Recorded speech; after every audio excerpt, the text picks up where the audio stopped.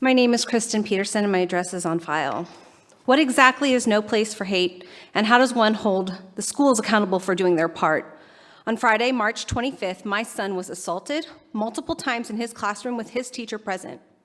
This child, let's call him student A, continued to push, pull, kick, clothesline, smack with a shoe, and eventually student A grabbed my son's hair, pulled him backwards, and sucker punched him in the face. It started the moment my son walked into the gym, and the video is horrific. Student A did not get the reaction from my son that he wanted, so he continued to escalate the terror until my son ended up with a purple eye. I wrote emails to many that evening, including you, Dr. McDade, and the response from your secretary was to put it off on Ms. Porter-Lucas.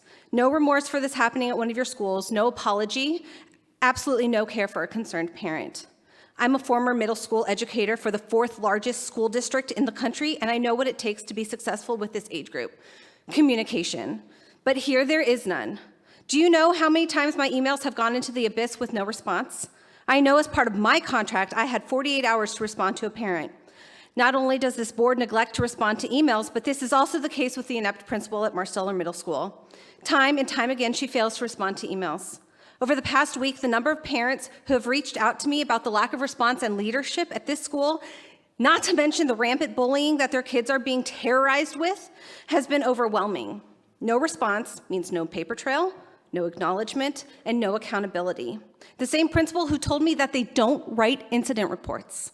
The same principal who told her 8th graders that she was tired of writing referrals for a dress code violation, so she was dropping it. She has no disciplinary skills, no communication skills, and no understanding of the Prince William County school policies. The monkeys are running the zoo. The star student who yanked student A off of my son was ridiculed and taunted for doing the right thing. He should be getting an award, but hasn't. Leadership has a trickle-down effect. Good leadership breeds good leadership. At Marsteller, Ms. Warner never once personally reached out to me, and the teacher certainly hasn't communicated to me that she is sorry this took place in front of her.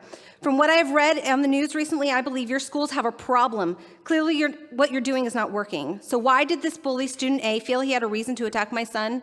Masks. My son said the taunting from student A started escalating around the time he stopped wearing a mask, and my son's absurd mitigations were implemented by you. You should be ashamed. You did this. You were the first bully in this. I believe schools take the personality of the leadership. You decided you were above the governor and in turn led the example that masks equal good and no masks equal bad. Middle school years are hard enough and you gave them fodder. You gave parents a stage to debate upon instead of complying with an executive order. You gave schools one more way to bully each other and my son was in the crosshairs. I expect an apology. My son deserves an apology. And it's time you learn what accountability is.